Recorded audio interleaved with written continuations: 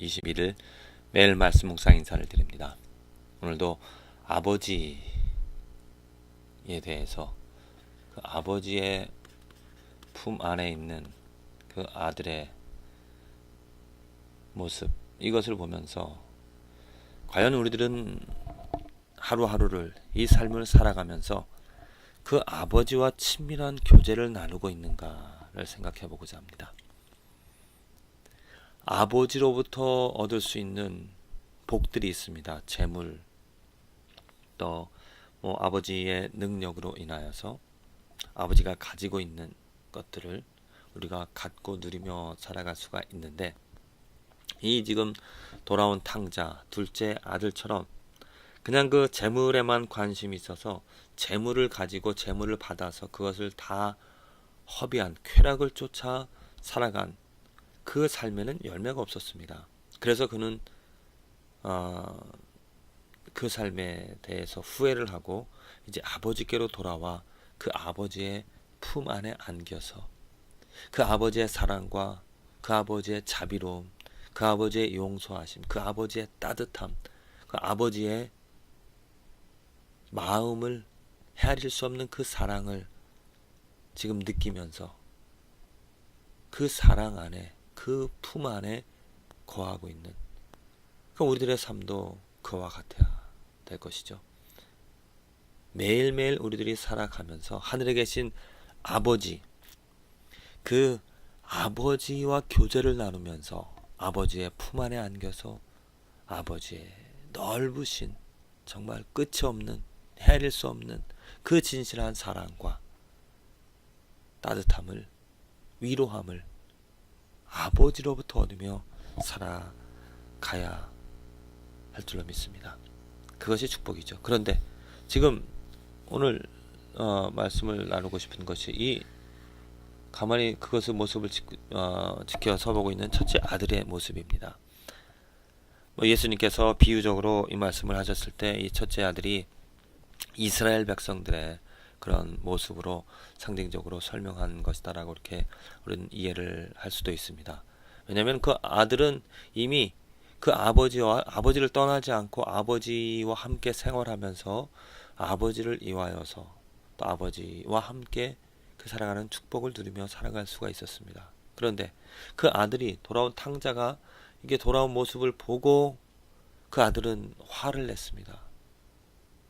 저 죄를 지은, 저 쾌락을 쫓아서 아버지의 재산을 다 탕진하고 돌아온 저 아들을 당연히 아버지는 벌하고 또 아버지는 그를 받아들이지 말아야 되는데, 그를 받아들이고 자기를 위하여서 정말 소를 잡아주지도 않은 그런 아버지가 그 아들이 돌아왔다라고 잔치를 벌이는 그러한 모습을 보면서 시기하고 또 질투를 하였던 것이죠. 그래서 그 잔치에도 들어가지 않고 있었습니다. 근데 아버지께서 그런 아들에게 찾아오셔서 아들이 돌아온 것, 그 죽었던 아들이 살아왔다라는 그것이 얼마나 기쁘지 않느냐. 그렇게 아들을 책망, 또 아들에게 그 말을 했던 것이죠.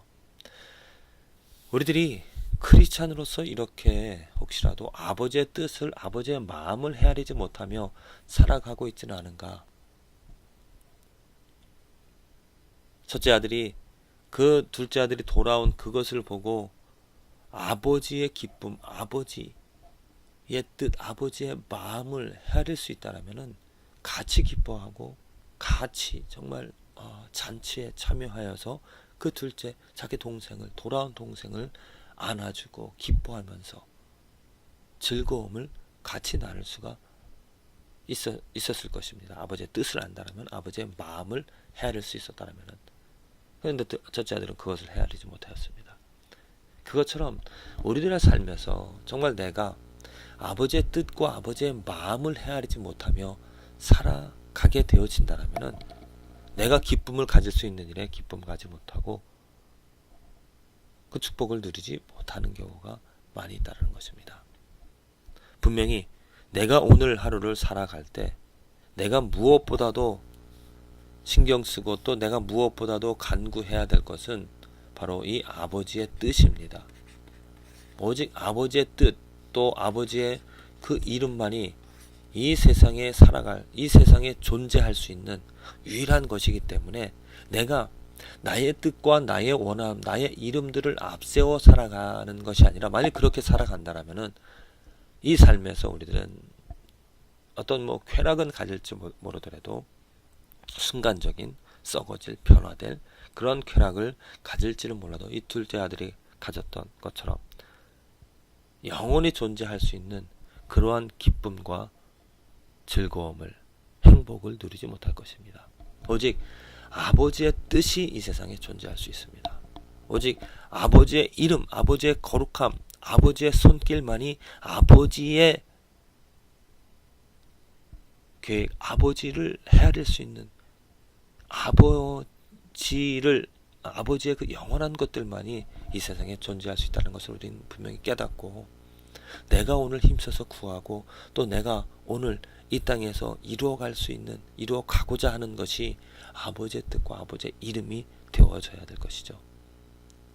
오늘 읽을 말씀 가운데서 사무엘상의 말씀이 있죠. 사무엘상, 오늘 사울이 범한 잘못을 한번 보시길 바랍니다.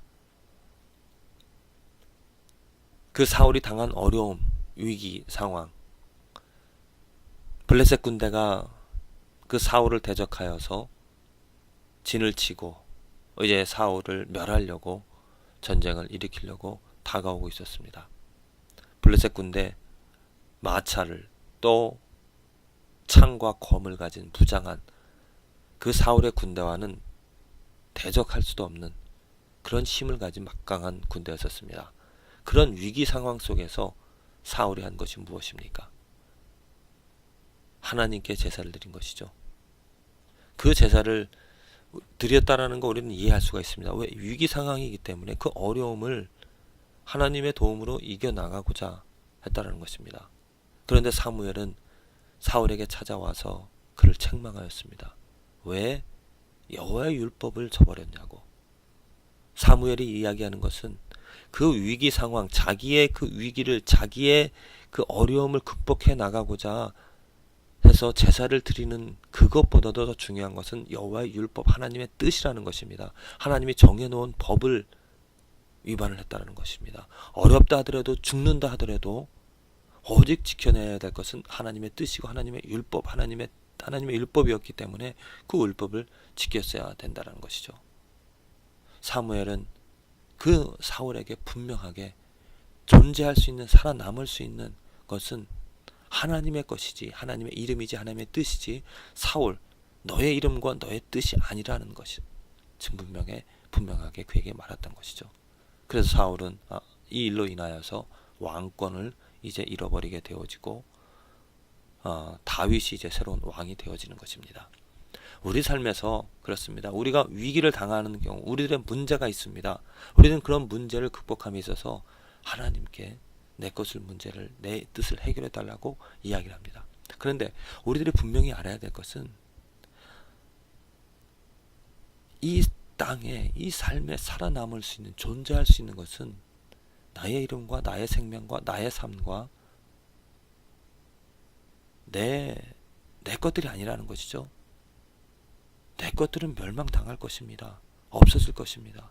소멸되어질 것들입니다. 오직 하나님의 것, 하나님의 뜻, 하나님의 이름, 하나님의 성품, 하나님의 영원하신 그 거룩함만이, 순전함만이, 깨끗함만이 이 세상에 존재할 수 있는 가치가 있다는 것입니다. 그렇기 때문에 우리들이 구해야 될 것, 우리들이 찾고 우리들이 간구해야 하고 우리들이 바라야 될 것은 내 뜻이 아니라 하나님의 뜻이 되어야 한다는 것입니다. 오늘 시편의 말씀에도 시편 기자가 이러한 고백을 하고 있습니다.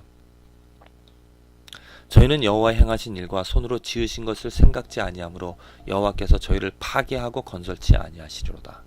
하나님께서 분명하게 파괴하고 건설치, 그를 멸망시키는 것이 무엇입니까?